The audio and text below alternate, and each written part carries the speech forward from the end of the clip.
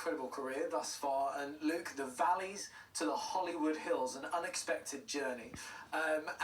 Acting wasn't necessarily on the cards to begin with, right? I mean, we saw things like that. Yeah, no, when you're from the valleys, it's practical jobs, and, you know, my dad was a builder. I had some grand idea of wanting to become a forensic pathologist. I was a bit of a Patricia Cornwell fan when I was a teenager, so I had grand ideas. That didn't last very long. But I always loved to sing, but I never really thought it could be a job, a living. And you talk about having a really religious upbringing and then kind of having to choose between following that path or going down this new path of acting, etc. Was it quite tricky to talk about that? Are you glad that it's out there in the open? Yeah, I am. It's, you know, everybody's got a story to tell. Everybody's got a journey. We're all, you know, we're all getting through it. And my journey started in this small little village. I was brought up as a Jehovah's Witness until I was Imagine 16. him knocking on your door. You'd be answering it every time, wouldn't you? Come on in, come on. I'd be very successful now. Come on, tell me all about it. You know, I didn't, and then it wasn't it wasn't my life. I knew I wanted to do something different, and it was a very difficult decision to make, and I was very young when I made it and left home at 16. My poor parents didn't know what was happening, but you know, it worked out. Yeah. You know, some of the stories that you tell in the book, I mean, it's incredible, you know, moving to London at such a young age, and the one that we are waiting with bated breath to ask you about. Go on. What bed did you sell to the Beckhams? And how did this even happen? Yeah. Well, I worked in a very famous department store in London, and you know, we're all waiting when you're a Christmas temp, and they just tell you where you're going to work, and I was hoping for like the ground floor with all the perfumes and the aftershaves, and I got bedroom furniture, and I was furious. It was the most, and they put me in the nursery section when I arrived. I was like, this is going to be awful. Yeah. And slowly I moved up to like the normal beds area. I mean, it was so unglamorous. And then one day, David Beckham and Victoria Adams walked in. They weren't married, but they were called Posh and Becks at the time. Oh, and my gosh. I looked at them, I was like, and I looked at my manager, and she was like, go on then. And I was like, hello. Are you looking for a bed? And I sold them the most expensive bed in the room.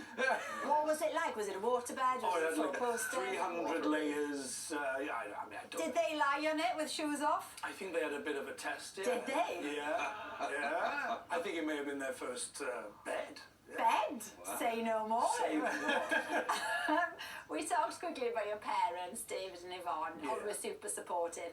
But your dad, David, he loves being on set with you, doesn't he? Yeah, it's just a fascinating world for anybody. You come to a film set, there's so much going on, you know, there's hundreds of people all milling around, and then when they shout action, everything goes silent. My dad's fascinated by it, and when he comes to set, he's there. My mother couldn't care less. She's at the catering table and then in the trailer. But my dad loves to be on set, to the point where, you know, I've put him in a few of my films over the years.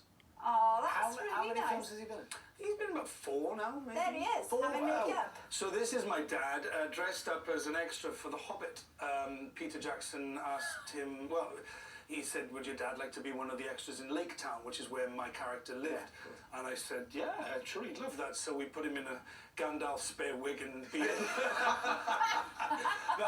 In that picture, though, you can see he's majorly regretting it. He's wondering, what have I let myself in? But he made the cut. He overacted a little bit, I'm not going to lie. We had to tell him to tone it down. Actually, Peter told me he's overacting a bit. But we brought him down to the right level, and he's in the film. Oh, how fantastic. Well, look, I mean, the book, you've dedicated it to your younger self, you say. I mean, what would your younger self have made of the life that you now lead?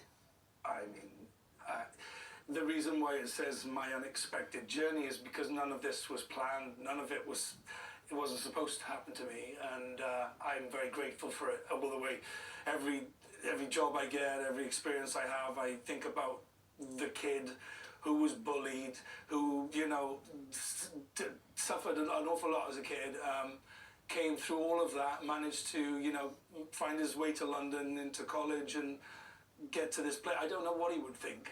He'd probably think I was, you know, I'd say he'd be delighted, in fairness. Yeah, Really happy. whether he believe it is another thing. It's a long and winding road, but you know, I'm only halfway through. Yeah. Of course. You know, it's like it's a memoir, not an autobiography. Yeah, of course. Gosh, I can really relate to it, Luke, where you're coming from. Right. Luke's book, Boy from the Valleys, is out now. Yeah, and very shortly.